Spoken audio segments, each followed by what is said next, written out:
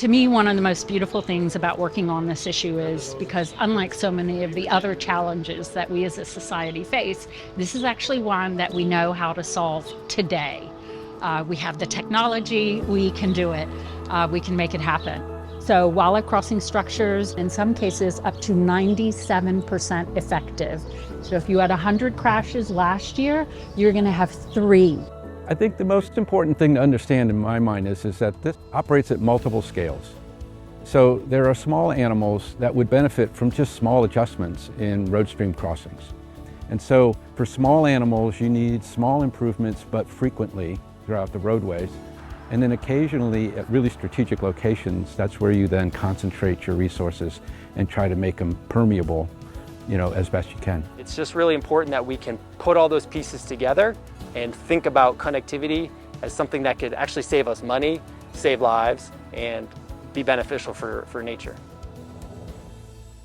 States have implemented an impressive variety of wildlife-friendly infrastructure solutions. We visited over 30 sites in 8 states to find out what motivated the projects and some of the lessons learned. Examples include how wildlife considerations were incorporated in the design of culverts and bridges that were in need of replacement, retrofits of existing structures, new underpasses constructed specifically for wildlife, and wildlife accommodations planned along stretches of newly constructed roads. We'll run through examples of each of these categories. As our existing culverts and bridges age out or become more susceptible to increased flooding and need to be upsized, we have a huge opportunity to incorporate wildlife considerations in the design of their replacements. Here are some examples of projects that satisfied an infrastructure need and in addition were able to achieve positive outcomes for fish and wildlife. It's the second largest salt marsh in the estuary, and it's home to a lot of rare plants. It has a breeding population of the salt marsh sparrow, which is a candidate species for federal listing as an endangered species. And so the marsh itself is a really special place. It's one of the main reasons that we protected this land. At the same time, we were starting to get sea level rise projections coming out of the University of New Hampshire.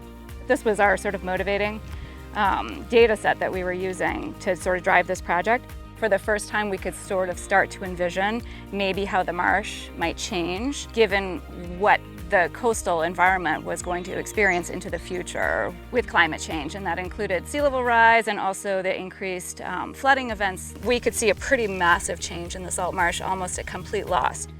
The water would never really drain off that marsh surface, which it just effectively kills all the vegetation out there. And so a complete loss of that habitat. But it drew our eye to this area up here and some of the other areas where the marsh could potentially migrate. And that habitat is right here, just on the other side of this road. And so when we came out here to see how connected this was and how likely it was that the marsh could possibly migrate up there, we saw that it was totally impossible because what used to be here was this. And so this is the culvert that was once there. So it was a 36-inch squashed metal culvert that was perched. You can see how it drops. And so there's just no way for this salt water to get to the other side.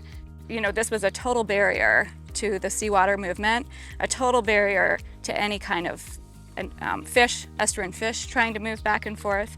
And because this was undersized and we're seeing all these increased flooding and storm events, for the human, on the human side of things, that infrastructure was also failing and we weren't able to effectively pass cars. It was just becoming a safety hazard. It's motivated by allowing the movement of salt water up and the creatures that live in the salt water up so that you can allow a habitat type to move. Right. The problem for us was this road, it used to overtop like every 10 years, and then it became like a yearly thing, sometimes multiple. Like she stated, it was real flashy here. Yeah. There's been a lot of development up that way of town. I'm sure that contributed to it, but it would rain so hard so fast. If the beavers had been here and we hadn't noticed it or caught it, and there was any type of debris there, Within a couple hours, it's overtopped the road about 6 inches, and it just go washing out this side and creeping into the road. And it became an annual once or twice a year thing. There were significant washouts. A lot of the washout material ended up in the stream, and so that was a problem at this site, and we wanted to make sure that the structure going in would be able to not only accommodate the sea level rise, but also accommodate a storm on top of if it happened to hit when high tide was also through this area. So when we built it, we put the bottom in, Yeah, and then we had a couple days to get to get substrate and everything in there. yeah. And then we came back and brought the crane And put the back top and on. put the top on. They had bobcat come through, deer, mink, otter, opossum. The first time I had ever seen a bobcat in the wild, Cross Bay Road. And then Joanne, unfortunately, found that bobcat dead on the side of the road. You know, this was pre-construction. And then post-construction, we're seeing the bobcats go back and forth under the road. So, you know, just a great little story, little win, not super scientific there, but it's working. We replaced this undersized bridge, which didn't have dry banks for wildlife passage, and we went with a much larger bridge structure, and we were able to incorporate these dry banks for wildlife passage. And we, by opening up the hydraulic opening a little bit, we also reduced velocity, so it's a little bit better conditions for aquatic organisms passing up through the structure. In addition, with a much larger structure and increasing the amount of light through this structure, it's better at drawing turtles through it. So as they approach a crossing, we really want to make these openings as big and convey as much light as possible. Since about 2008, Mass DOT has worked with our partner organizations, agencies, and consultants to develop a stream bed specification. The intention is to carry the native stream bank from upstream through the crossing to the downstream outlet. In addition, we want to recreate or reconnect the natural bank. With the Mass Stream Crossing standards, it gives us an ability to have a wider structure to create bank that otherwise wasn't there previously. And essentially, imagine layers of a cake. The first layer being that core scour protection. So in a flood event, the bridge, the asset is protected.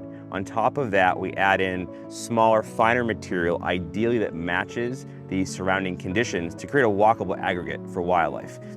When you can't span past the floodplain, which is very rare, you know, as water flows through your structure, it is going to contract and velocities are going to go up. So we do try to sometimes oversize this material a little bit so it's less prone to moving out, while also trying to find the happy medium where it kind of represents what you're seeing within the system. We know that it's going to be mobile, right? In a lot of instances. Some of these bigger boulders probably aren't going to move a whole lot. It does work as a system interlocked. Finer material does wash out. It's kind of part of that process. The hope is that when you're at the tail end of your storm events, that smaller material that's washed out is supplemented to a degree.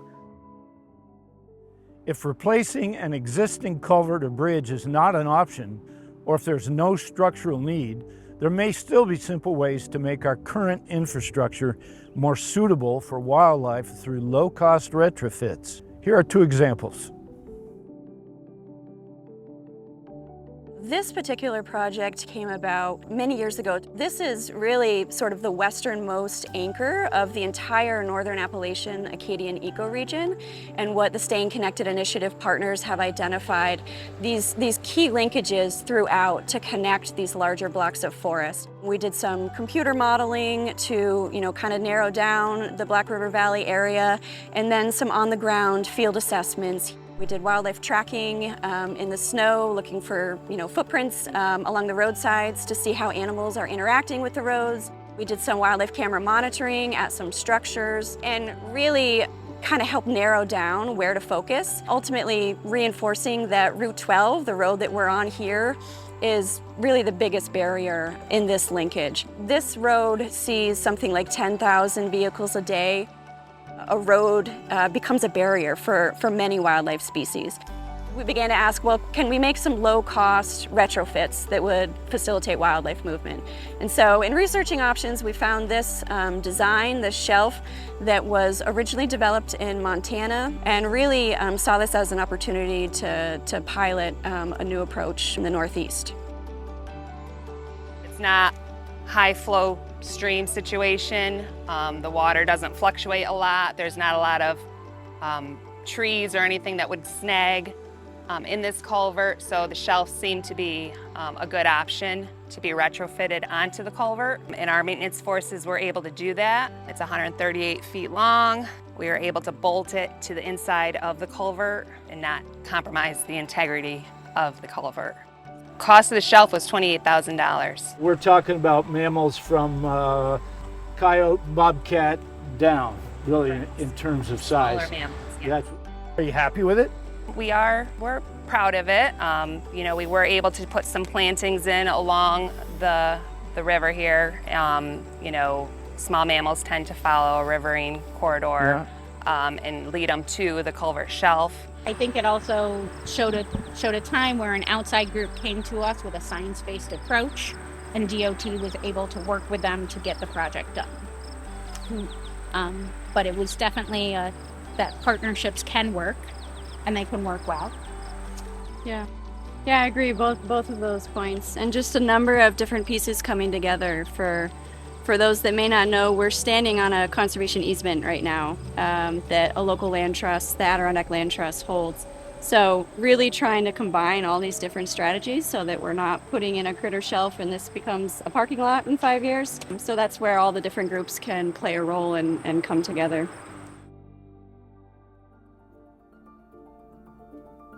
So the Little River Shelf was our first wildlife shelf, and we've used the term proof of concept several times.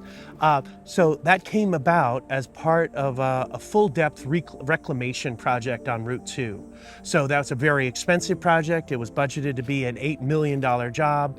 We were able to secure a small fraction of that, $10,000, to build this shelf under I-89 and Route 2.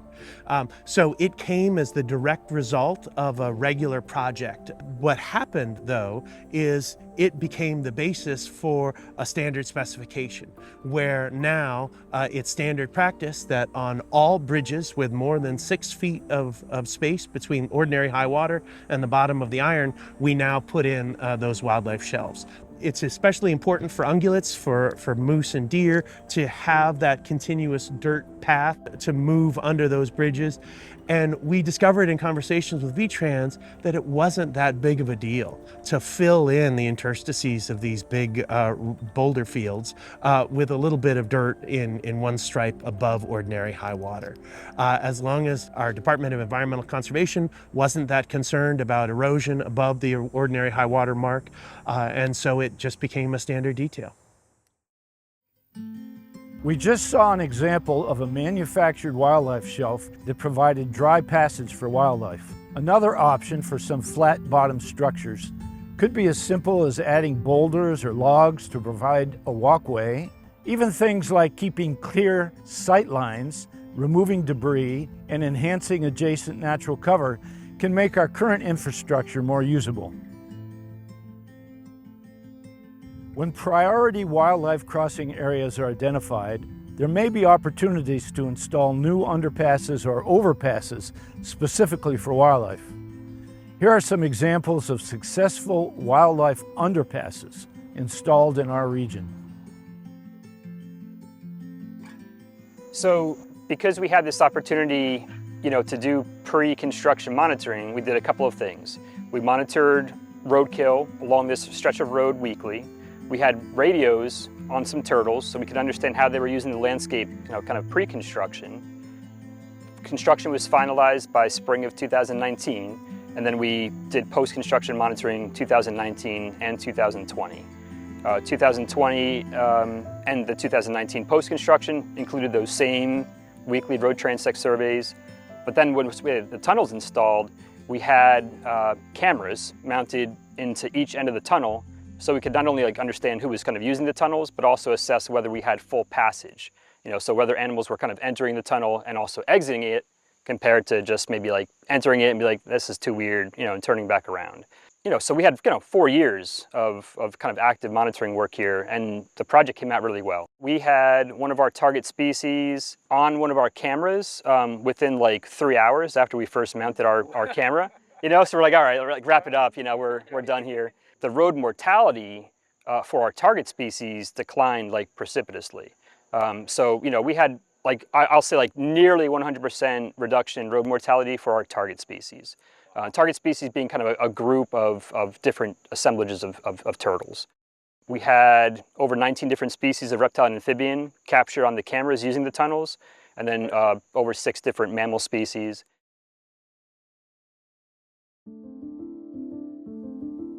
The Moncton Amphibian Crossing project was a town-driven project funded in large part by the FHWA, Federal Highway Administration's Transportation Alternatives Program, which is administered by VTrans.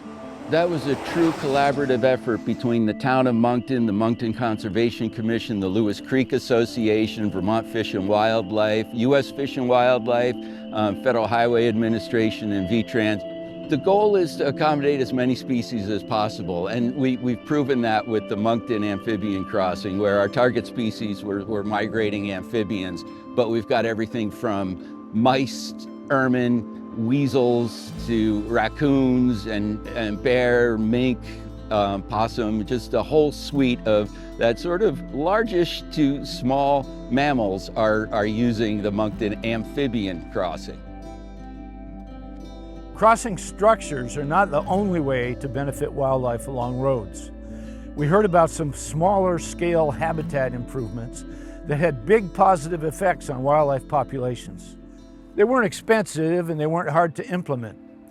In upstate New York, within the Seneca Nation, the state was replacing the Route 362 bridge over the Allegheny River. The state listed hellbender, a large aquatic salamander, historically occurred there. The state biologists put out some traps and found a single hellbender. It turns out that hellbender's primary habitat need is for large flat stones on the river bottom. It was relatively easy for DOT to obtain stones and place them in the river, and follow-up trapping showed a big increase in hellbender numbers. Also in upstate New York, the Route 31 bridge over Melvin Brook in the village of Clyde needed replacing. During a site inspection, a biologist found a road-killed river otter at the crossing. Otters need a continuous length of dry ground to leave scent trails, and that was interrupted by the culvert. So they were coming out of the brook and up to the road to scent-marked rocks. The solution was as simple as providing dry habitat along the brook, both during construction and as part of the permanent bridge structure. We've all heard concerns about monarch butterfly populations and about pollinators in general. Several DOTs are working to improve pollinator habitat. In Massachusetts, they spread compost and seed over top their engineered side slopes to promote pollinator habitat. The New York DOT adjusted their mowing schedules to protect pollinator habitat in their right-of-ways and partnered with the Seneca Park Zoo as part of their Butterfly Beltway program to plant pollinator gardens at highway rest areas. We also heard about a number of efforts to protect declining bat populations. In Vermont, bats roosted in a covered bridge that was slated for rehabilitation. VTrans installed roosting structures, bat hotels, near the bridges so the bats would have a place to go during construction. And in Pennsylvania, bats were crossing a highway and getting struck by motorists. To combat this, taller trees were planted along the road to force the bats to fly up and over them and allow the bats to stay above the level of the traffic and then cross the road safely. And in New Jersey, female diamondback terrapins cross roads as they search for places to dig their nests and lay their eggs. Their activity depends on the time of year, the time of day, tides, and other factors, and is somewhat predictable. In Stone Harbor, New Jersey, the Wetlands Institute installed signage to allow their staff to easily change the messages as the conditions for turtle movement change. Motorists are less likely to get accustomed to signs that change occasionally and more likely to watch out for turtles. Other measures to protect these turtles have included fencing and creating nesting habitat. While extensive new roadway construction is not as prevalent anymore in the Northeast, we did learn about a number of wildlife crossing projects that resulted from roads on new alignments. A very recent one in Maine, and a few from the last couple of decades in Connecticut, Pennsylvania, and Massachusetts.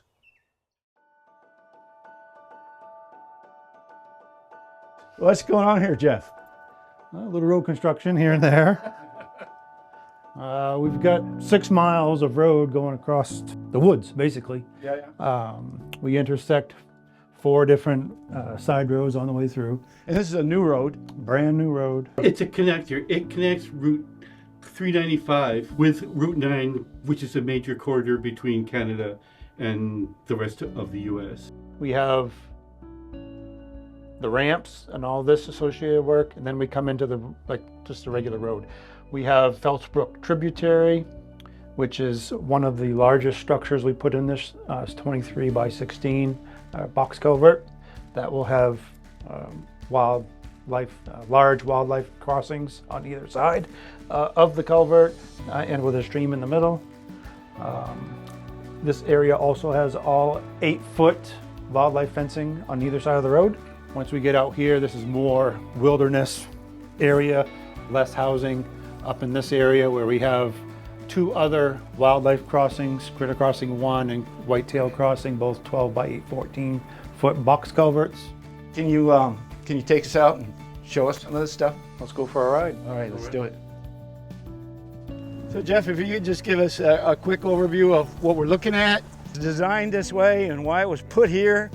So this is a multi-use box culvert for wildlife on either side with the aquatics in the middle. 23 high by 16 wide. You can't see a lot of the height because it's buried, but this was one of the prime crossings for wildlife in this area, so we decided that, hey, this is where we need to put it. Is there any measures you guys have taken to make this a stable, durable surface? There's 2 things on this one here that I think, like I talked about earlier, I mean, so this is a riprap matrix, and the voids are filled with some of the smaller material, and then it's compacted so that sometimes if you don't compact it or don't get it mixed in right, you're apt to lose it on some of those first storms. This one here, just the overall size of it, I think will help the bank stay stable. You're going to have so much room for flow here. You're in kind of a beaver impoundment, slow moving, low gradient area. You're not going to have as much kind of erosional pressure on the tops of the banks as you would in some of our other projects. Our thought is that we don't do any maintenance. This is technically a bridge by DOT definition. And so they'll have to inspect it every 2 years for structural integrity, following all of our, how we inspect things. And so that'll be what they're in here looking for. And if there's big trees that end up, maybe compromising what they think might be an issue with the box, we might come in and cut them. But other than that, the hope is to do pretty much no maintenance of this. Right. Okay. That it kind of will naturalize, it'll kind of do its thing, and that it's going to function, kind of look like the corridor you see down below. Won't be that vegetated, but similar idea. You're not going to have to come in and landscape it to make somebody use it. These are great. To my knowledge, these are the first of its kind in New England anyway, at least to my knowledge. So we're pretty excited to see how this works. So these are what are called jump outs. They're designed to give deer a space to exit the highway right if they for some reason get caught in it. And so they're about every half mile, 3/4 of a mile. The thought is that the deer, if they don't jump it, will just kind of run the fence until they find a space that is open. And so as you can see, there's a 6-foot concrete block wall with no fence on top of it. So deer can get there, sense the gap, and then jump off. So the other side's vertical. Right, and we did this kind of based on what Quebec uses on their auto routes.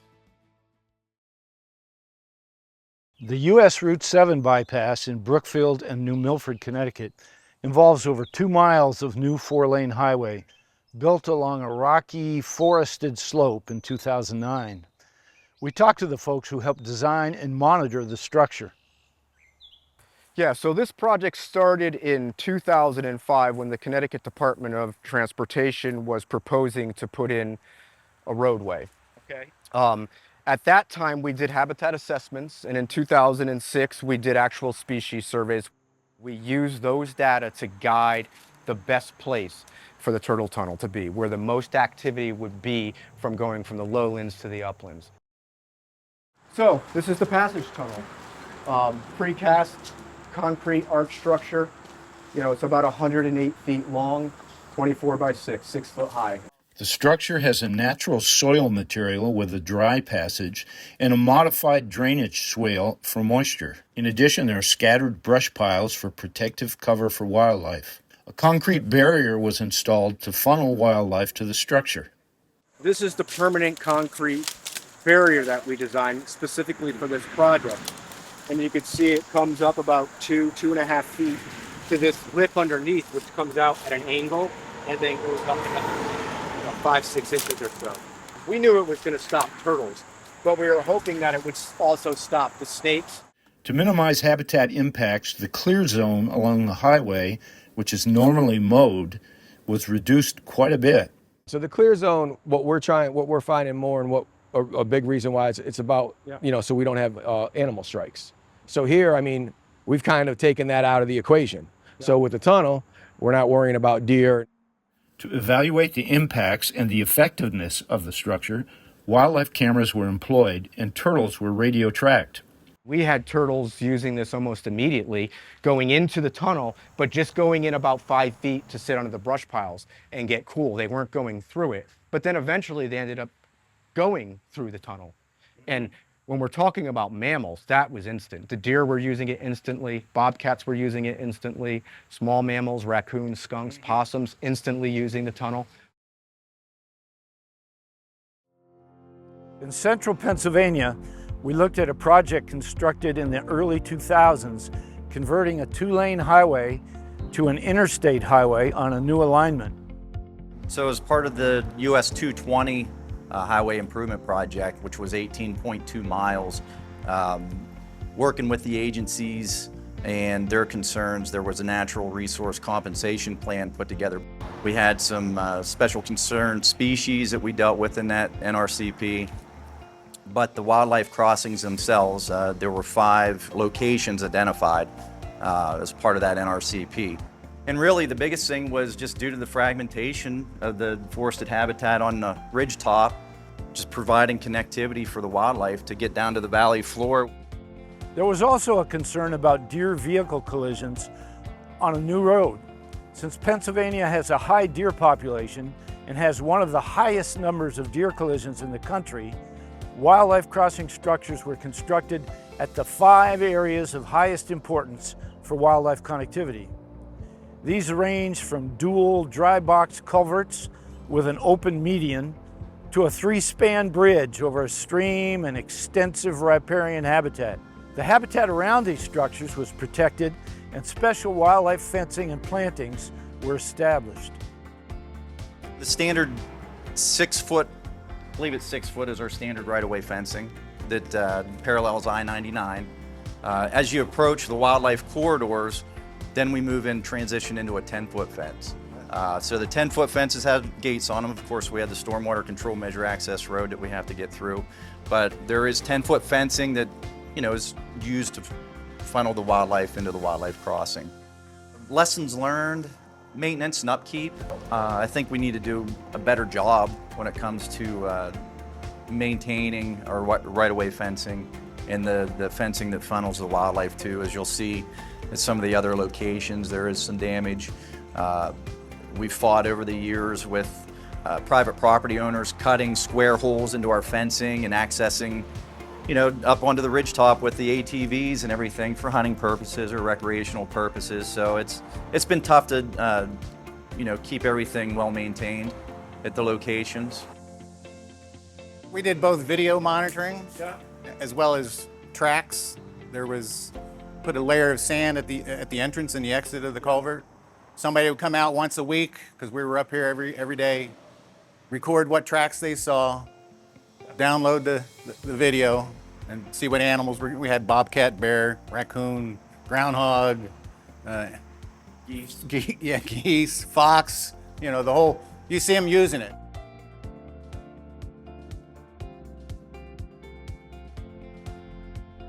In Weymouth, Massachusetts, just south of Boston, nearly 1,500 acres of a former naval air station have been converted to a major mixed-use development. This was a site that's being redeveloped into a complex of land uses, residential, commercial, but also needing to service a new parkway.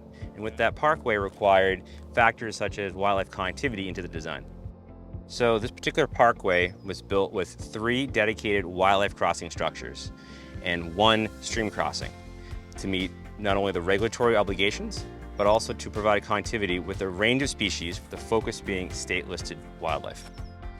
So what we're looking at is a precast 4-sided culvert that was put in place for, what was it, 70 feet, more or less. We have a few wing walls with fencing you can see on either sides of this to sort of direct wildlife and funnel it into this area to keep it off of the roadways and allow it to have a spot where it can move through over land.